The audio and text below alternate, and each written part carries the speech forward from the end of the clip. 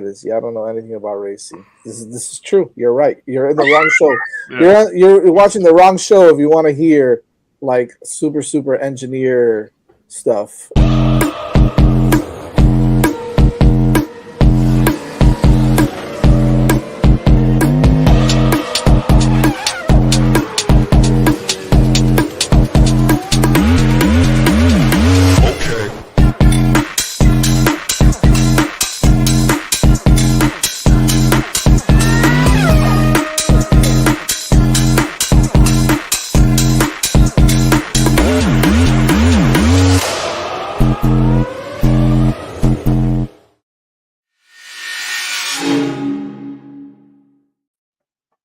Hello and welcome back to Hitting the Apex, joined by Evan as always. Evan, how's it going? Good. Another week in the books. Yeah, I guess we just, look, Carly got in here early and she is ready to flex on us. I guess we should hey. She called me out on that as soon as it happened. I guess we gotta just jump right into it, man, and pull up the race results and the predictions because her reporting on this is accurate. Yes, it is. But yeah, so that's where it ended. Max followed by Lando, Oscar, and Charles, and yeah, Carly's prediction was exactly that. She got the DNF wrong, so that we on the other hand, we had some problems, man. We did, but I don't think anybody was really expecting what happened during the race. One person one person in our chat right now didn't get it right. So yeah, well, the Max Verstappen stand. Yeah, well, look, it came to pass, so we just got to take that one on the chin.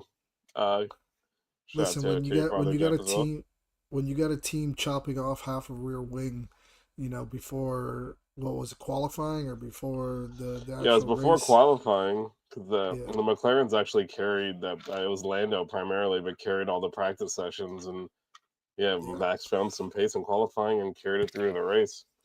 Well, yeah, they found some pace by chopping off half of the rear wing. They sat there they got a video of one of the mechanics with a Dremel sitting there and chopping off half of the rear wing. It's like, well, it worked.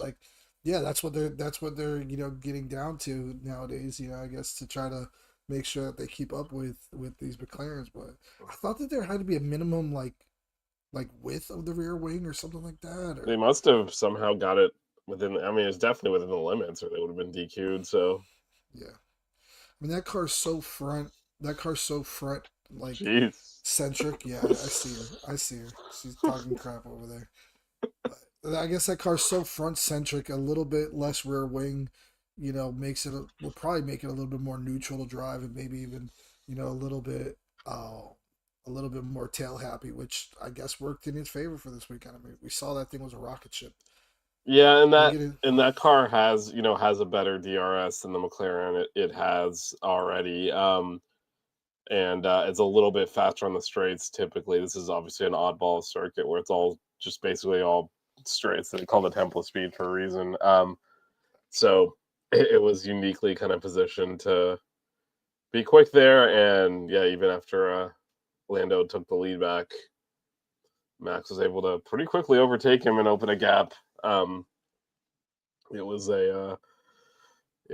definitely he was just faster.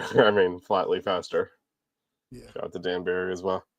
All right. Well, I guess so. First, I guess first of all, it just what we were overall. We kind of touched on it already a little bit. We both had Lando, George. You had Oscar and I had Charles in the third spot. And then so you did get the third spot, right? So you got that. And then you had Lewis in the top 5, and he damn near got there, man. He got 6th. It was a hell of a pull for you. Just came up short, and then I had Oscar DNF, which was not close to happening. But so not bad on your part, but unfortunately Carly outshined us all in the predictions this week. So she did. It just was not a good week for us McLaren people, Evan. Not a good week. No, but you know what? I think that this is such a an outlier of a circuit. We like to say maybe Baku is going to have a similar situation just because the top speed down the front straight there is so high. Maybe Mexico City when they go there, but this really is, we talked about it last week on the show. This is a lot of straights with a couple little corners. You don't need a lot of downforce here, and they really showed it in that Red Bull car this week that it just was flat out flying throughout the entire race. Yeah, but And I mean, it really wasn't like that for the rest of the week, like you had said earlier as yeah, well. and I do think this is the only track. Like I know Baku has the long, has the infamous long straight, but then the infield section through like the old town part of it is very Yeah, intricate. You can't. you, If they you try have to to have run like a downforce. Monza wing there, it's just gonna be very slow over the course of a lap. Yeah, it's a bunch of 90-degree turns, and Yeah, exactly. then You the need the then the castle downforce. section. Yep, exactly. So I guess other than obviously Max winning, that we'll get into the McLarens. I guess let's just do it right now. So Lando didn't overtake on track, but was given the lead because Max cut the corner. I think they were, I think once they said it was noted, Red Bull's like, just give it up. We don't want to get a 10-second penalty or something here and completely ruin the race. So he gave the spot up pretty quickly, overtook again, and controlled it from there. Now the McLarens, Lando was in control a second. Then coming out of the pit stop, okay, so two things happened because I think it's being reported probably largely incorrectly.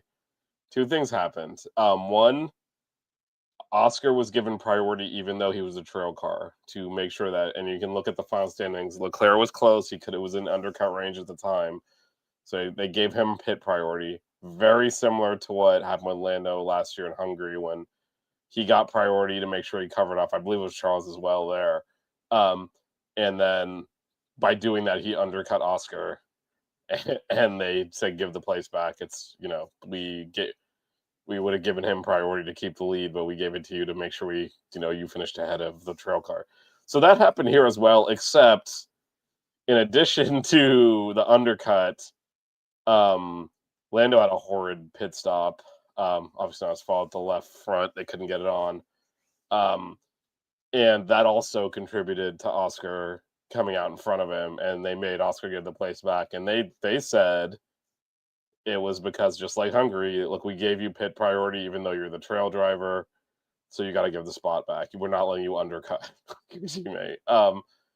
When we would have just pit him first if that was the case. But then, it's also true that the slow pit stop helped Oscar overtake, and slow pit stop is racing. So, I guess, what are your thoughts on all? I think it's largely being reported as they let Lando through because Lando had a slow pit stop. I think that's a half truth. Um, but I wonder what your thoughts are on that.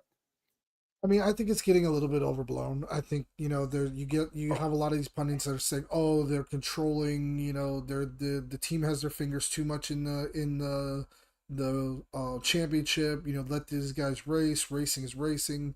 All this stuff that they like to throw out. First of all, they're still on the same team. Yep. They're still under control of the team. The team is still the one that is in charge of everything that happens with them. No matter whether they are in separate garages, and they do sometimes have separate strategies, that's all fine and dandy. But when it comes down to situations like this where the team can make a decision that clearly is fair, whether you're calling it fair or not, you know, in my opinion, it was fair. But then again, I'm a Lando fan. Oscar fans might not feel that way. But if the team feels like it's fair, then that's their decision to make. And I thought it was very, telling that there wasn't really a lot of words on Lando's side. The when he came out of the pits and he was behind Oscar. I mean, I think they mentioned it 3 or 4 times on the broadcast. They were like, Lando hasn't said anything here. Last year in Hungary, Oscar the whole time got on the radio and was, "Hey, he needs to give me the place back. Hey, I should get the place back. I was in first. Hey, and I get it. That was his first win of his career, and he wanted to get that first win of his career. But Lando was also in a championship battle that year, Yeah. and that wasn't the deciding factor, but it was still a contributing factor to what put Lando, more on the back foot. And I mean, I don't think anybody was really going to stop Max either way last year, but Yeah. that still would have been something that could have helped him at least and kept him a little bit closer. Now, getting back to Monza, I do think it was a fair decision. I do think it was the right decision for the team to do that.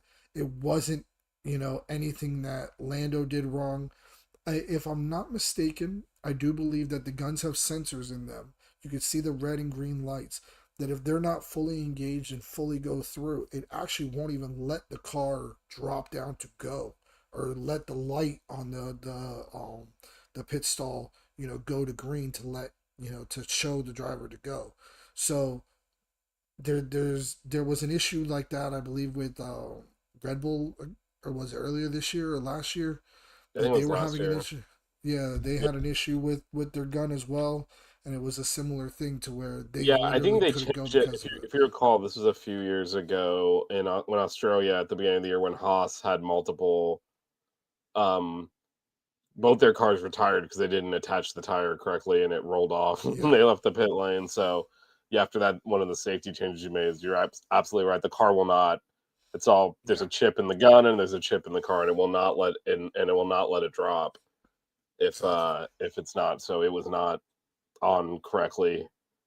And Um, whether that was because it wasn't on correctly, or whether that was because it was a malfunctioning gun, the team will never let us know that specifically.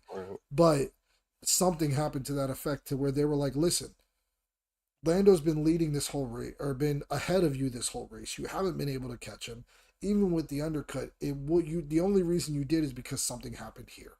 And you know what? If it was a fair slow stop, if it wasn't something that like that, if it was just Lando, say for instance, overshot the pit by 2 feet, and the stop was a half or a second and a half longer than it should have been, and Oscar got ahead in that instance, I don't think they would have. I don't think they would have made that decision to have Lando go in front. But because it was something that was completely out of Lando's control, completely out of any realm of something that he did wrong to cause that to happen, that's why they were like, you know what? We're going to invoke Hungary. We're going to invoke team orders, papaya rules, whatever the heck you want to call it nowadays. And we're going to let them invert. And again, what was so telling to me was the fact that Lando didn't say anything on the radio.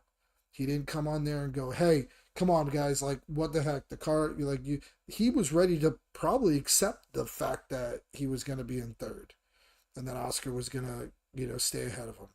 But the team went out there and they made that decision, and they did a good job, in my opinion.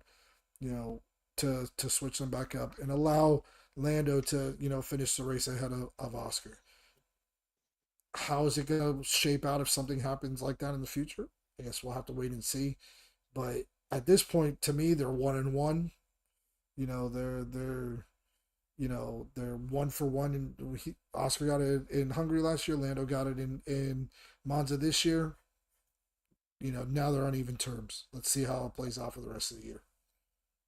yeah, I think if it was just the pit stop thing, I think they probably wouldn't have sent him back through. But it was because the undercut was powerful, and Oscar also gained, an extra 3 or 4 seconds on the undercut in addition to the pits, and you need both of those. Like you said, he wasn't really competitive. Um, Yeah, so I mean, if they were really like, we're gonna be fair, Lando was in front. He should have gotten the undercut, and he would have had plenty of time. Even if, let's say, logically, you would say, well, then Oscar would have also had the slow pit stop. But let's say Lando had that slow pit stop, but got the priority into the pit, which he should have. He would have held second, even with the slow pit stop, because he would have, again, it's about 2 to 3 seconds that Oscar gained from the undercut. If you take that, you double it because it flips to the other way. Lando gets that time instead. It's a 6 second difference. He didn't come out 6 seconds in front. So I think they have to look at the totality of it, and if they were playing it straight up and not deciding that they were going to do team orders, they would have pit Lando first because he has priority because he's the lead driver. He comes out way ahead of Oscar, and Oscar probably loses the place to Leclerc. Um, yeah, And so what they ended up doing is they said, "Look, we're gonna give you an advantage. You got to give it back, though." And they made him give it back. Because the pit stop, as bad as it was not enough by itself for Oscar to overtake. He needed also the advantage of the undercut. Yeah. And that's something the team can't control. That's something he should not have gotten. Yeah. If they were playing it straight up that the lead driver gets priority. So to me, they just undid that and made sure that they finished second and third. It wouldn't have mattered. I mean, if there was no slow pit stop, Lando would have come out in front anyway, even with the undercut, which would have made it a moot point. But I get why they switched from that, because Oscar needed both. He needed the slow pit stop and the undercut. And it was that second part where it's like you can't give the trail car priority and then leave him in front. They decided that last year in Hungary. And it doesn't matter that Oscar's leading the championship, because it didn't matter last year. Like you said, Lando was in the championship fight. Oscar wasn't. Didn't matter. They gave the place up anyway. So it is consistent. I think it's unfortunate for them that's being reported as, well, because the pit stop was slow. Because that's not the whole story. Because the undercut is the reason they may get the spot back, not because the pit stop is slow. So I think in the future, if it's like a straight shot and the pit stop is slow, I think we're going to see, they're going to be like tough. That's part of racing. But if they're going to give the second car a faster strategy on purpose to protect against the cars behind, they're not going to let them keep that place. They're not going to let them keep that place. That's what happened here. That's what happened in Hungary last year. Yeah. Got some more of your fam in the chat here. Yes. It's always good to see. Good to see. It's a family affair here.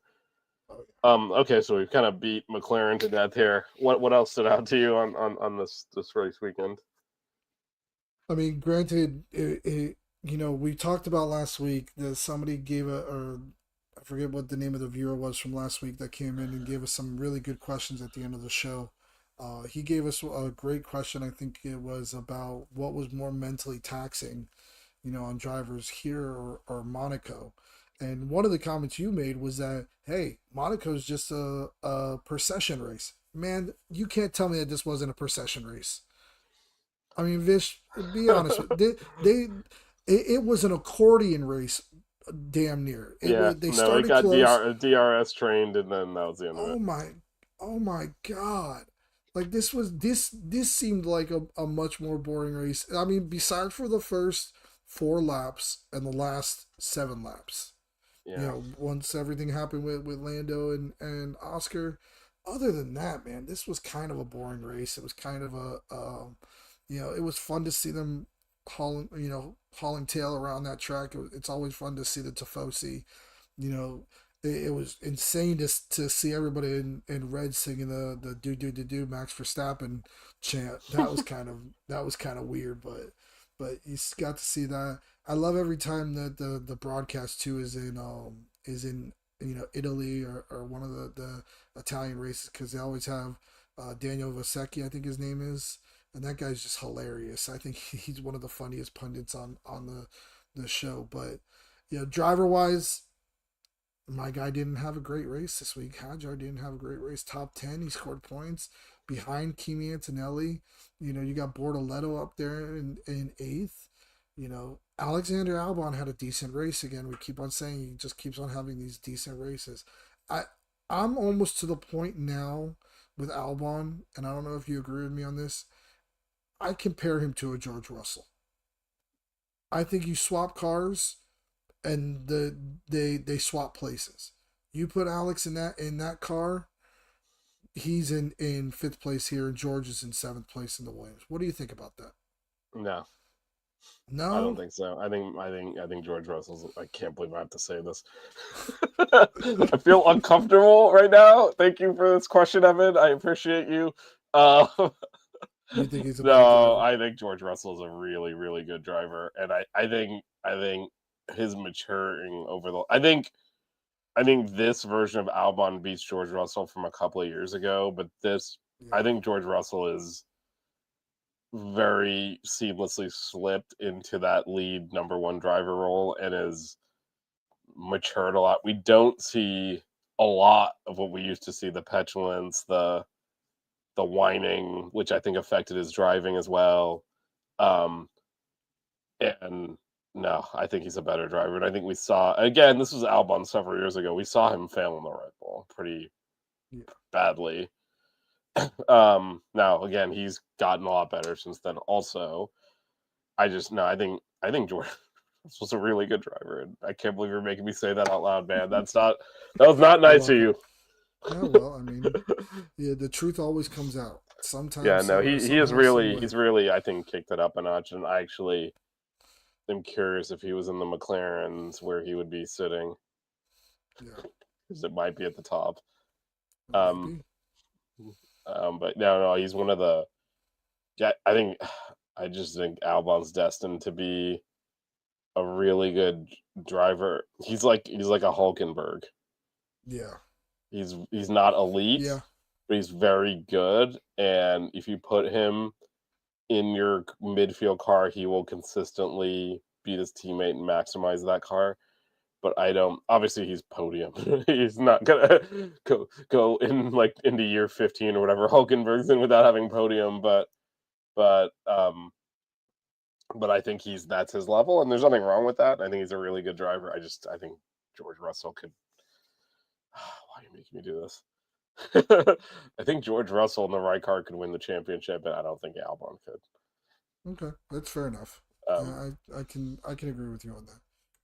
I just, like I said, I think on their days that they're very similar. Both there's really no good at week, both really good at qualifying. There's a week off, so Max will not be repeating this week. Yeah. but other than that, seeing Yuki Tsunoda down there out of the top 10. Well, he got, if I recall, I'm trying to remember back because they don't really show the middle of the pack and the back of the pack that much, but Lawson hit him. Is that right? I think so. And damaged his car, I think, trying to overtake him. So I think they kind of. Lawson apparently doesn't value his future in Formula One because he took out his pseudo teammate there, and I think they both ended up down the pecking order. There was an incident between the two of them that damaged Yuki's car too. But again, the question you got to ask Yuki is why you're down there battling with the Racing Bulls, man. He cannot be in that team next year. It has to be Hadjar. It can't continue like this. Did they do the same modification to his wing that they did to Max's? Honestly, I'm not sure. I don't think it matters. I think you could put him in the McLaren and he'd finish 8th. That was a question I was wondering because, we saw how fast that Red Bull was. Yeah, but I don't think that's mattered all year. I mean, Max has won races, and I know Max is a great driver, so he's gonna maximize the car. But no one drives above the car, right? The only thing you can do is max it out. Yeah. Well, pun intended.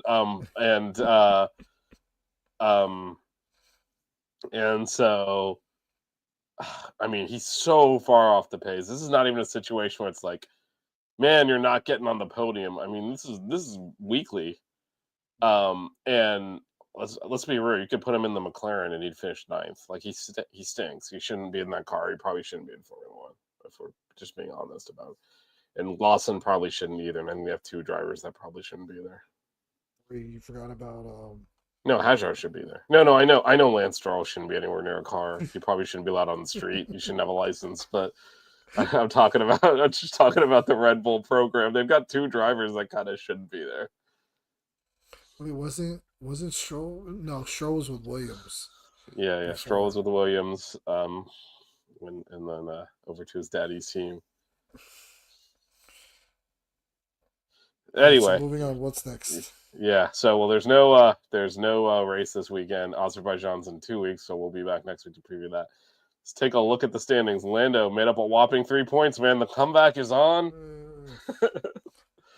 Honestly, this is one where, I don't think look, Max was faster, so he wasn't going to be able to hold him. But there was an opportunity to get some extra pointage here when Max had to give the place up, and he's in, and Oscar had slipped back. So Oscar had to make up, and he did. He made some overtakes to get back up to 3rd, but this was sitting here for Lando to get 10 points, and Max overtook him, so he got 3. Because it could have been a 1st and 3rd for McLaren. That would have That would have helped out a lot, but yeah, that would have an extra 7 points on this, so it would have cut to 24, which is again the magical one race, one race distance in between them. But right now, he still needs multiple races, so he's gonna need an Oscar reliability issue at some point, I feel. yeah, and also, with the other thing you got to think about is he's almost one reliability issue and a couple max wins away from Max catching him. No, I mean, Max is 293. 63 points behind. Okay, but 63 points you get if Max wins 2 races and Lando DNFs in one and has a bad race in another. It's still not Max, even. It's still. It would have to be you're within like 20 it points. would essentially have to be 3 DNFs out of like the next. It's not happening. Yeah. No, Max is gonna finish. I mean, with Lando's luck, you never know. No, this is not happening. I'm sorry, it's over. It's going to be a McLaren 1-2 finish in the drivers. Most likely Oscar, but now Max doesn't have the car under him to do anything like that. And I mean, we'll get into this next week when we talk about Baku, but Baku's really one of those tracks that you could see something happen. Remember last year, the end of the race? Oh yeah, no, something could happen, but that's still was, not enough for Max. Max is 100 points off of Oscar. I'm more talking about with the McLarens in the front, like seeing something like Oscar having an issue, or getting into a wreck or having to try to get past somebody. What was it last year? It was Checo. Checo was having his best race of the year, and then at the very end of the race, wasn't it him and Leclerc that came together, or him and Carlos Sainz that came together in the Ferrari? Yeah, I think it was him and Leclerc. I want to say, but actually, wasn't it him, Leclerc, and Carlos Sainz? It was all three. It might have been. It might have been. Yeah. Because it was like they were trying to get the slipstream off of Leclerc, and then Carlos Sainz and him came together coming off of the. You're right. Turn 3 or turn 2. Yep. So it's one of those things that when we get to it next week, we're going to talk about that. That's definitely going to be an interesting race to see, because this could be one of those weeks that something like this happens, that an Oscar gets a wreck, or Lando gets a wreck, or somebody like one of those two could come together with either somebody else or with each other and really cause a lot of disruption in at least their fight together, but maybe even the fight in total with everybody.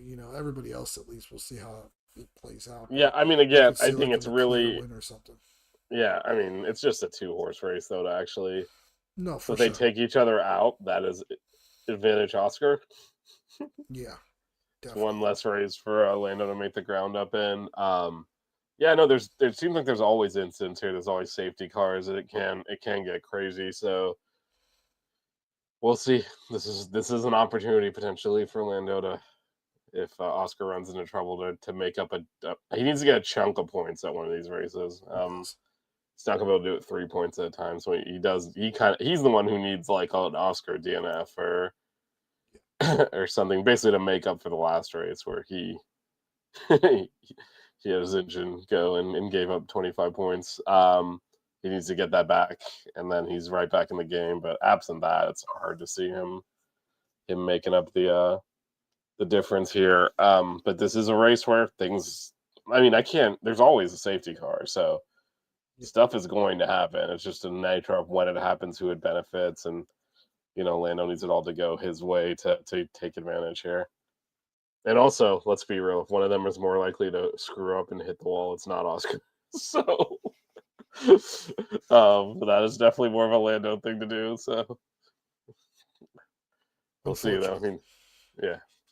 We'll see. And then the good old constructors, that was a good weekend for Ferrari, with Leclerc and Hamilton, and they've kind of opened up a little bit more of a gap.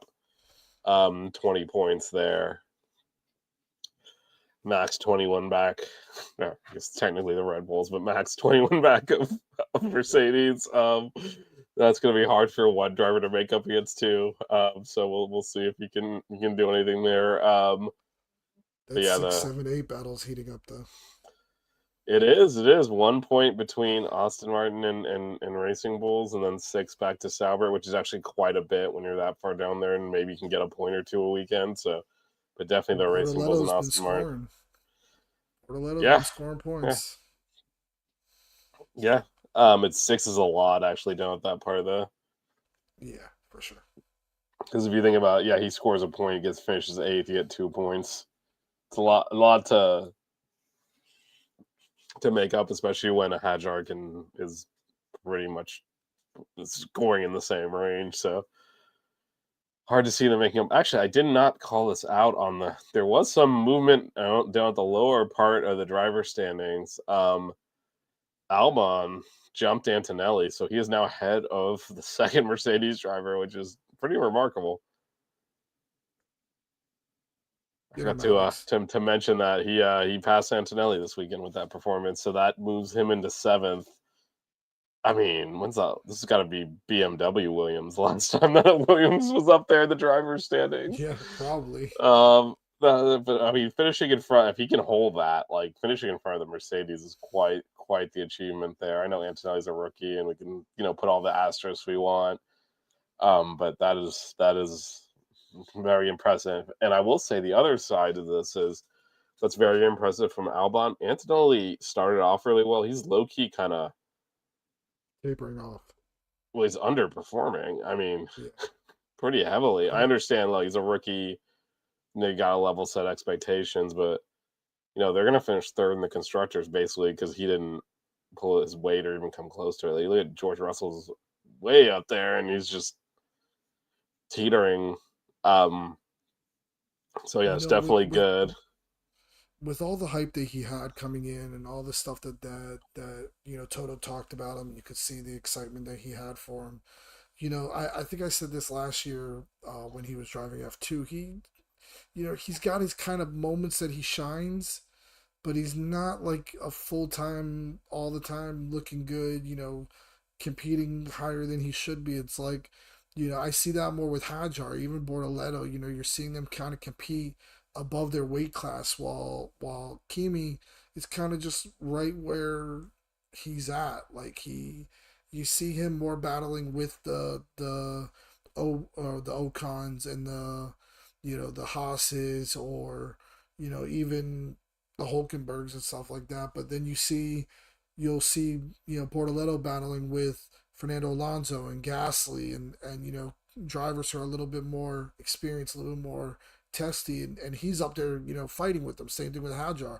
Hadjar's kind of getting himself in a position where he's fighting more at the sharp end of the field rather than the middle of the field, which is kind of almost where Kimi's slotted himself into. Mind you, he's got probably the fourth fastest car in Formula One right now. He's almost at the point to where he's now like Yuki is. And I don't think that's good for somebody who was really touted as being supposed to be the future for that Mercedes Formula One team. I mean, we've been sitting here this whole time talking about how Yuki is underperforming compared to Max Verstappen, 100%.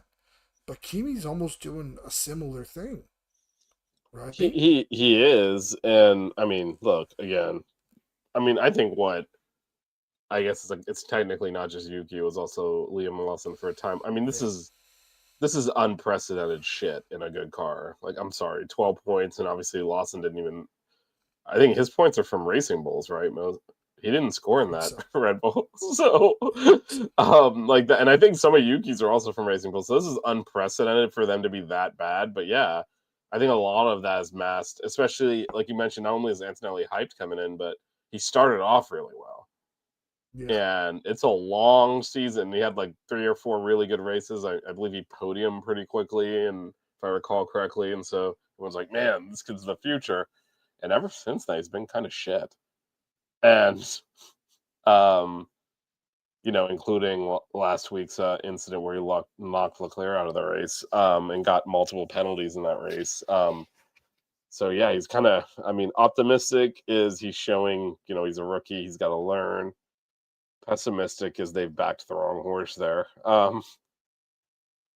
and we'll see how that plays out. But full shout out to Albon for repeatedly performing to get and Kimi Antonelli's part of the reason why he's underperformed. But man, having a Williams up in front of a Mercedes is just mind blowing.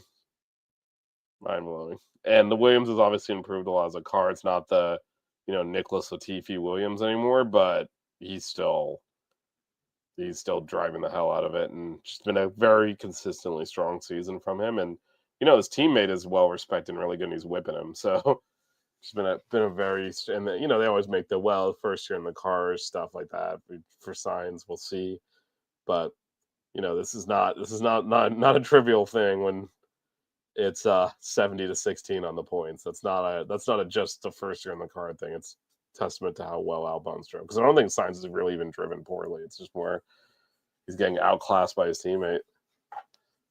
Best Williams driver in the past 20, 25 years. What are you thinking? Montoya. He was just on the broadcast. Gotta go with JPM. I mean, JPM, what was...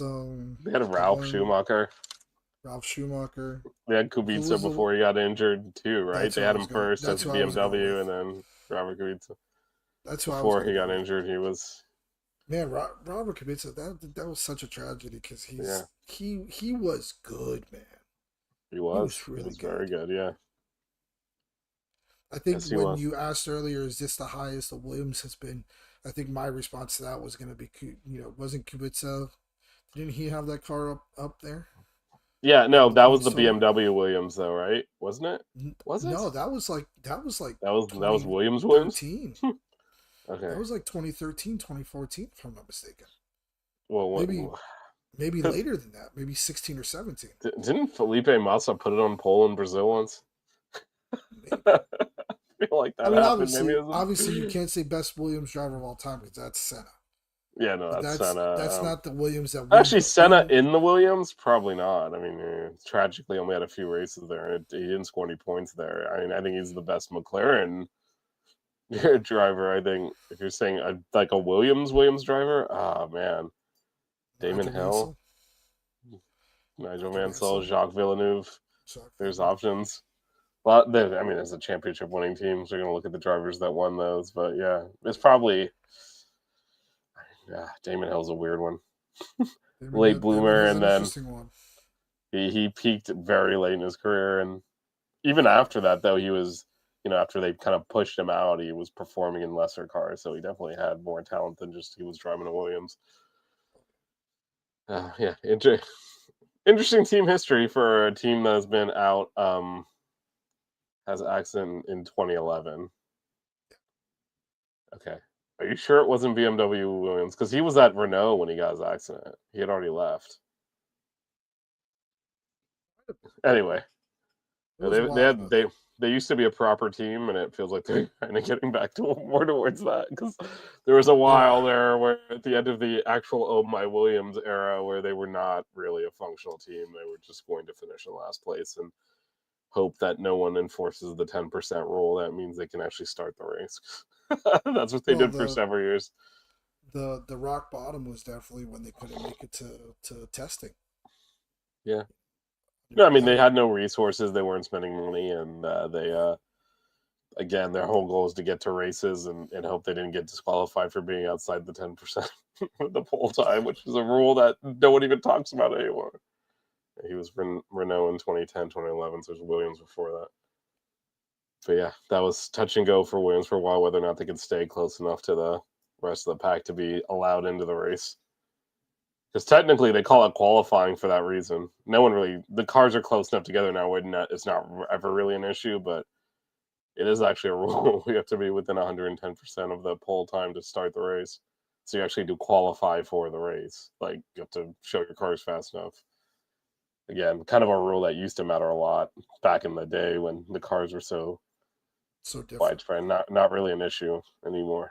But yeah, Williams skirted that a few times with some of their cars. But they are now a proper midfield team. And we were talking about the team battle, and how that shakes out. Williams has just distanced themselves in 5th. This is a team, 3 or 4 years ago was automatic their 10th. We'll see if they can manage to score a single point throughout the year. Easily into 5th. Easily. And they're gonna definitely hold that as a it's worth celebrating for them. And that's with an underperforming Sainz as well. Because we can't say that Yeah. Carlos Sainz has lived up to his billing. No, he hasn't. He hasn't. I think next year is a big year for him in the first iteration of the new car. If he ends up another 50 plus points behind Albon again, I think people are gonna start asking questions. I mean, think about it. If he was up there with Albon on a consistent basis, fighting in that top 10 area, fighting in that 9, 10, 11, or even 8, 9, 10 range, those cars, those Williams have the potential to be up there with where Max is by himself with Red Bull, essentially. So that would be an interesting thing to see, how it would have shaped out if if Carlos Sainz had had a better year. I mean, granted, there's still some time left, but if he had but I mean, he can't afford a similar year next year because for sure. Again, new cars for everyone, and he can't, so that whole excuse of he's new to the car, it doesn't matter. Everyone's new to their cars. He needs to perform, or we'll see. I don't think they can stick with him past next year. And then if he doesn't, because again, you can't have. Well, I mean, look, they were never going to catch Red Bull just because your points taken to be much closer. But if you double Albon's 70 point total, it's still 140. There's still 100 points off Red Bull, but they've allowed Aston Martin to stick with them, and sort of. I mean, Aston Martin's never going to catch them now, but they should be much closer to. They should be closer to Red Bull than Aston Martin, and Sainz is the reason they're not. So yeah, he's got to get it together. Because again, next year, new cars, different pecking order slightly. There might be a top 4 possibility, top 3 possibility, depending on how these new cars come out. So yeah, and it's interesting because the guy that replaced him at McLaren had a similar issue. Because remember when we thought that Ricardo was going to come into McLaren and just be amazing, and when Carlos left, it was like, oh man, we're getting an upgrade here, and then now Carlos Sainz is pretty much doing exactly what happened with Ricardo at McLaren, in the Williams, where everybody thought, he's gonna come in, he's gonna push Alex, he's gonna do amazing, and he's gonna be fantastic for this team and everything about it, and he just hasn't really shown up, and you don't hear his name at all throughout the weekend, and it's really kind of it's not the best thing in the world to hear, because I'm a pretty big fan of Carlos Sainz. Yeah, we wanted to do well. I think besides the fact that Oscar's leading the championship, I think my favorite modern day McLaren duo is still Lando and Carlos, because I just think they were pretty evenly matched at the time, and they had a great chemistry together, and you could tell that they supported each other. Granted, the car wasn't winning races back then, but they still were there with each other, helping each other out, working together very well. And you don't really see that a lot in racing anymore. You don't see a lot, especially in Formula One anymore, where the drivers genuinely have good rapport with each other. I mean, you're kind of getting to see it a little bit with with Leclerc and Lewis this year. Taking pictures together, but that's all marketing and PR stuff. The basically the friendship between Carlos Sainz and Lando it's Norris still there. Those years. It's still there. It's still there. So that's how it was real. It wasn't. And that's the thing about it. And they would battle each other on track, but they would still be respectful with each other, and they would still it was good racing. Now it's like you see Lando and Oscar, and you're wondering when they're going to come to blows. Almost. I mean, they're keeping it up for appearance's sake, and sure. It'll be interesting to see if it's like actually close, because right now it's still more in a race distance. If Lando closes this gap up and we get to like the last 2 or 3 races, and it'll be interesting to see how long because this is, I think, pretty clearly a facade. They like passive aggressively talk back to the pit wall versus to each other. And it's more like, why are we doing and why are we favor and just like not saying directly like F that dude, but that's what they're thinking. And it's right now there's still enough of a gap where it's not really in range for where it would come to blows, but if it gets a little closer and gets down to those last 3 or 4 races and they're within like 10 points, this could very quickly kick off. Yeah, and man, Sainz has to be kicking himself for some he got fired from Ferrari. He did not get fired from McLaren. He voluntarily went to Ferrari, and he would be in this McLaren right now. He'd be in this McLaren battling Lando for the championship instead of down in the Williams, not scoring points. But anyway, I don't really think that McLaren would even go after Piastri if they had. No, they wouldn't have. They were going to keep that pair together for like 10 years. They were not. They were very happy with their driver pairing. They felt it was the right mix. Because remember, Lando was a rookie and that was coming up, and then Sainz was more of a veteran. Sainz was solid. Lando had the potential to be faster. So I think they really liked their mix. And obviously, look, Ferrari calls, you kind of pick the phone up, and even Lewis Hamilton did that. I mean, that's just the reality of it. But it ultimately was not the right. I mean, I don't know. It's hard to say, but obviously he'd rather be in the McLaren now than the Williams. But that did set up a series of events. Yeah, go ahead. Think about it in that scenario as well. Oscar Piastri would have been in an Alpine. Yeah, there's no saving that car. So we would have been like, this guy's not good. Why is everyone saying he's good? So he's going to be the World Drivers' Championship champion, more likely. Most likely. That's crazy. That's a crazy butterfly effect. Universe. Yeah. Butterfly effect. Oscar would have been in an Alpine. The slowest car of the year that this kid might win a championship was the car that he was supposed to be driving. That's an interesting, butterfly effect. You're right. That's crazy if you think that through. Yeah.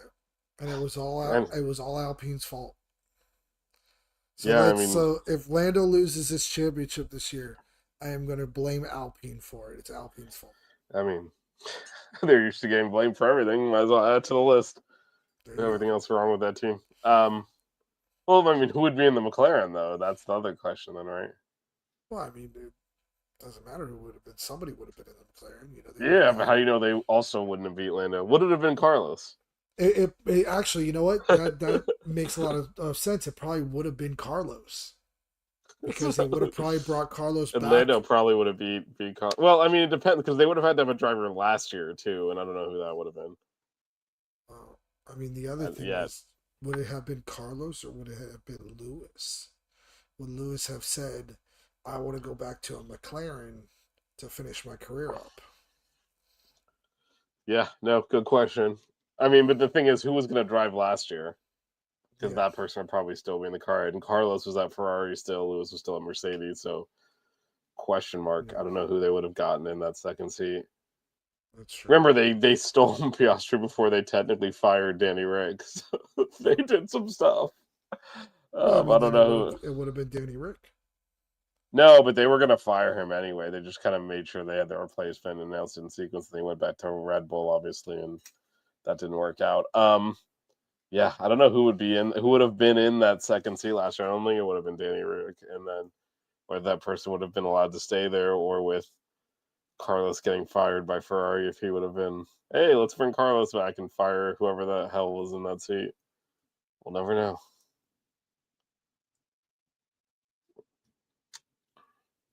Right, I think actually it was Colton Herta, right? Yeah. Yeah, but he didn't have the driver's points or whatever, because like the F5 is a corrupt organization that pretends like IndyCar is worse than like F3 or whatever. So like all of his wins and experience there didn't count. Yeah. It was like the same thing as driving a go-kart, essentially, is the way they count the points for IndyCar, so he didn't qualify. I think it was Colton Herta they were trying to get. It was insane. Yeah. All of that together. No, I'm pretty sure it was Colton Herta that they were going for. Yeah, it wasn't Pelot Morgan. Pelot wasn't. He was really good, obviously, back then, but it was Colton Herta because I think is it Herta Mexican as well, No, and he's they were trying American. to. No, the which one is the one that's part Mexican? Oh, Because that's the one that they were supposed to get. I think that is Herta. no, Herta was the one they were gonna get. There is another. Man, Herta was definitely one they tried to get. Yeah. Um, and they appealed, and FI was like, "Nope, don't have the points," which is like insane, especially given that um, when it was. I mean, look, he's obviously one of the great drivers in Formula One history, even though he's still young. But they lowered the age to allow Max to drive in Formula One, and then with Colton Herta, like, nope, points are points. It doesn't matter that he's won a billion of Indy races. That doesn't count. You need to have like gotten the junior series, the FI one. Um,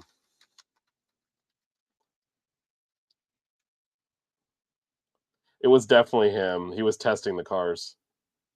I just googled him. He did a bunch of tests for McLaren, and then they couldn't. They weren't allowed. They weren't allowed to put him in there. We're talking about Colton He tested, yeah, Colton Herta. He tested the McLaren in 2021 again in 2022. Yeah. See, I remember he did that. Yeah, no, and that was when yeah, they were trying to get him in there. And it did not happen. Fortunately. Because we would have liked to see an IndyCar driver in Formula One. Yeah, and then that's when they said, "Hey, look at the fine print in Oscar Piastri's contract." They found a way out of it. Moving on to I guess that into that subject, isn't Pillow going to be the reserve driver for Cadillac next year? Is that what they just announced? I thought something. Let me see.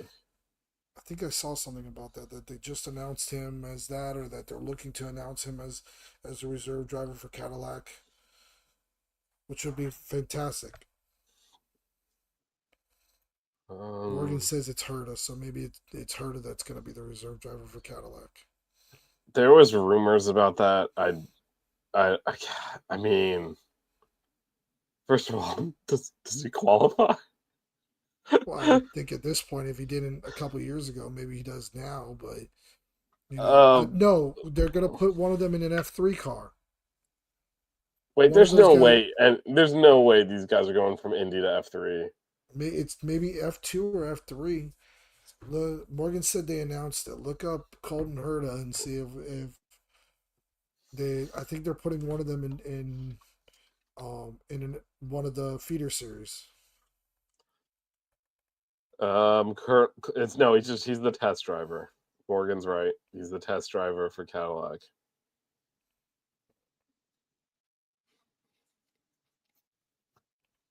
So I mean, that's going to be good for him. It maybe gives him a chance to be able to finally get into an F1. Well, I think some of the testing sessions you get points as well. Oh, you're right. You're right. Test driver for Cadillac while competing in Formula 2. In Formula 2, that's what I was. Yeah, in auto. So they actually made him go to a junior series to get points when he's been driving an Indy car. Ridiculous. That's gonna be interesting though. That's gonna be interesting though, because you're gonna see a guy that's been competing at the top level in open wheel racing. Granted, it's top wheel in America, open wheel racing, going up against kids, essentially, who are just starting their careers in Formula 2, or maybe not just starting, but they're in the infancy of their careers in Formula 1. If he goes in and dominates in Formula 2, like has a Leclerc type season, or has a George Russell type season, where he goes in there and just completely destroys everybody, I mean, how do you deny him one of those seats? Are you really going to sit there and say, we're going to keep Checo and we're going to keep, Valtteri when we have this young kid who is, somebody who has been dominating in another series of open wheel racing for a good amount of time. I mean, wasn't he the champion in IndyCar? How do you deny him one of those No, seats in Formula he's One? finished second before. He's never won it. He's finished second. He's finished third. But No, it's still, ridiculous. By the way, this is how screwed up the points are because I'm reading up on this now that we've completely drifted off topic here. But so guess what place he has to finish in Formula Two to acquire the necessary points to be eligible for Formula One in the 10th, championship overall? Eighth. 10th. Yeah. He just So finished top 8 is enough, but like second in IndyCar multiple times is not enough. But eighth in Formula Two that's crazy. That's absolutely crazy. But I think he's just I think he's gonna go there and just get his finished top 8 so he can be in F1 in 2027. yeah. And that's his goal. No, that'd be fantastic. I think Yeah. that is a Yeah, smart move. he is not a Logan Sargent. He can actually drive there. So Thank God. Yeah, that is going to be an interesting scenario, and I think that it's gonna help out a lot for Cadillac because they're going to have their American driver. They're going to have somebody young, who's exciting, who's going to bring a I mean, he's lot of not that fans young. over from The IndyCar. crazy thing was he 28, 29. Let me look how old he is. I He's not mean, young. compared to I Bottas mean, and yeah, compared to Checo, both. Yeah, he's definitely young compared to them. But yeah, he's 25. Never mind. yeah, 25. I mean, 25 years old. That's I mean, by the time isn't Max that is Max even 25 here? no? I was Isn't about to Max say, like by the almost time 30? Max was 25, he won like a bunch of championships, but he might not even. He's 27. Okay. Yeah, I was gonna say Max is closer to 30. I thought. Yeah, he's I think 27. Lando's like 25. Lando, if I'm not mistaken, is like 25. Oscar's like 22 or 21. And then, but still, he's right there. Yeah, no, he's got. He's in that range that for the next 10 years at least, 8 to 10 years, if he's able to keep up and he's able to do what these guys in Formula One can do, he can be Cadillac's main guy for the next 8 to 10 years. Yeah, I think potentially. that this is a great move by them.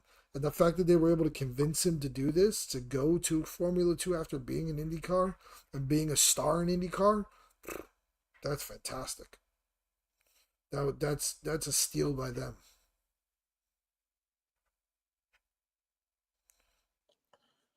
Yep, that it is. That it is. All right. Well, anyway, back to this Bless you. season. Um, got a whole championship thing going on here. Anyway, so there is no, as we alluded to, no race this week. 2 weeks time, they are in Azerbaijan. Let me check real quick. I don't know if that's a sprint race. I know there are some more sprint races on the calendar. That is not one of them. That is your standard schedule. Actually, a little bit earlier of a schedule because it's farther east. But yeah, so the race will be at 7 a.m. on the 21st. But that is a couple of weeks from now. Yeah, and Lando's got to make a move. Like he can't. 3 points isn't going to cut it. He needs to bite a chunk off. He needs to win the race. He does. He does. And then hope that Oscar doesn't finish second, but he at least needs to win the race. So we'll see how that goes. All right, Next Evan. week, be prepared for the truck display. Yep. Looking forward to it. Those are good. In the 5 Reasons Sports Ferrari powered Formula One car. So that'll be up and running for next week, guys. So be prepared for that.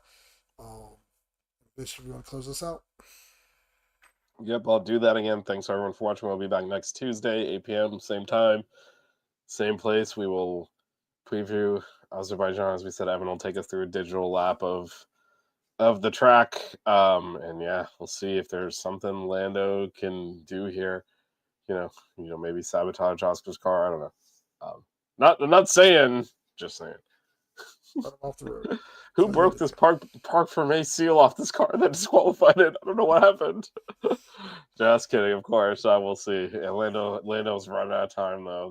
This race, he finished out of Oscar, but he's not going to have that many opportunities to make up 10 points in a weekend, and he had one here, and he did not take it. But we will we'll see y'all next week, and thanks for watching. Evan, thanks for joining me as always, and yeah, we'll see you back here next week.